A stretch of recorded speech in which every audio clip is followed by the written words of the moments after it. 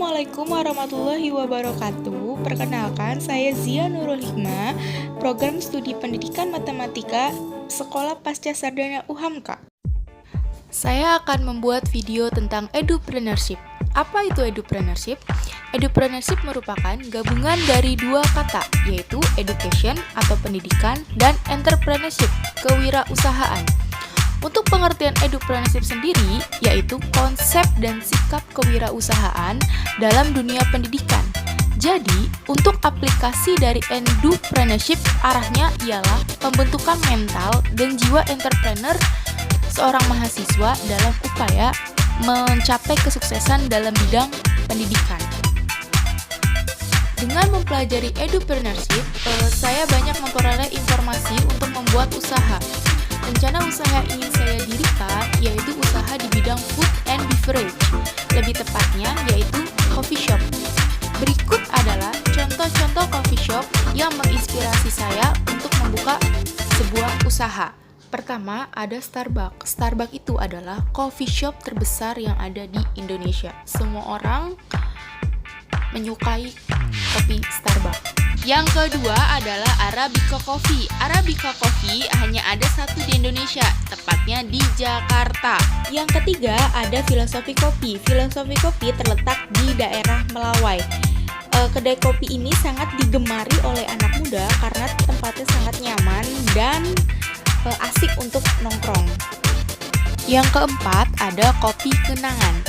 Menu minuman pada Kopi Kenangan memiliki nama yang unik dan sangat menarik, sehingga memberikan daya tarik bagi pelanggannya. Yang kelima itu ada Kopi Kulo. Kedai ini memiliki konsep yang unik, yaitu take and go. Konsep seperti ini hampir tidak pernah digunakan oleh kedai kopi yang lainnya. Jadi ini adalah konsep langkah besar yang diambil oleh kedai Kopi Kulo.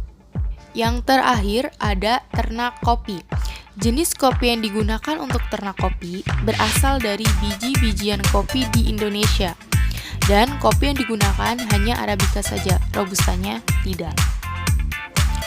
Hal yang melatar belakangi saya ingin membuka usaha coffee shop adalah karena saya suka dengan kopi. Saya penggemar kopi dan saya suka berbagai jenis-jenis kopi yang ada di Indonesia. Daya dukung yang telah dimiliki oleh saya yaitu pertama, memiliki pengetahuan bisnis. Kebanyakan teman-teman saya itu buka usaha di bidang food and beverage, sehingga saya banyak belajar dan banyak menggali informasi dari teman-teman saya tersebut. Yang kedua, itu ada passion. Persiapan atau tahapan untuk memulai usaha. Yang pertama, itu menetapkan konsep atau dekorasi. Yang kedua, target market, yaitu kita akan menargetkan kedai kopi ini tuh cocoknya untuk kalangan remaja, milenial, atau kalangan orang tua. Dan yang ketiga itu mencari lokasi yang strategis. Yang keempat mencari supplier terbaik. Dan yang kelima yaitu pemanfaatan media sosial. Saya akan mempromosikan lewat media sosial seperti Instagram, Twitter, dan Facebook. Dan juga saya akan mempromosikan di grup-grup WhatsApp dan dari mulut ke mulut. Perhitungan atau estimasi keuntungan. Yang pertama itu ada modal awal, yang kedua ada bahan baku yang diperlukan, yang ketiga ada harga sewa tempat, yang keempat ada pembelian mesin kopi, yang kelima ada packaging, yang keenam ada jasa. Nah, setelah semua biaya pengeluaran kita total, nah biaya pengeluaran tersebut dijadikan sebagai modal awal. Dengan modal awal tersebut, kita bisa mengambil keuntungan sekian persen, misalkan 10%, 20%, atau 30%. Tantangan yang akan saya hadapi jika saya membuka usaha. Yang pertama itu ada mengelola manajemen. Mengatur keuangan dan karyawan bukan hal yang mudah bagi saya. Terus yang kedua itu ada pengalaman. Karena saya masih pemula untuk berbisnis, dan jadi saya masih perlu banyak belajar. Inovasi agar usaha dapat berkembang. Yang pertama, menjaga identitas usaha. saya akan menyajikan kopi asli Indonesia dengan kualitas terbaik dan juga akan mempertahankan gaya pelayanan yang friendly kepada setiap konsumen. Itu termasuk salah satu menjaga identitas usaha. Lalu yang kedua, itu ada menambah menu baru agar konsumen itu tidak bosan dan ingin kembali lagi. Dan juga menambah menu baru juga dapat memperluas target konsumen. Terus yang ketiga, yang selanjutnya, cara penyajian produk yang dapat memikat konsumen.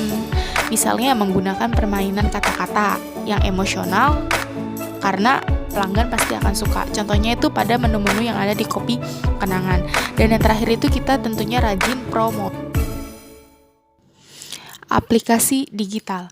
Teknologi zaman sekarang itu sudah canggih sekali. Banyak aplikasi-aplikasi digital yang menawarkan kita untuk memesan makanan atau minuman hanya dengan lewat smartphone saja.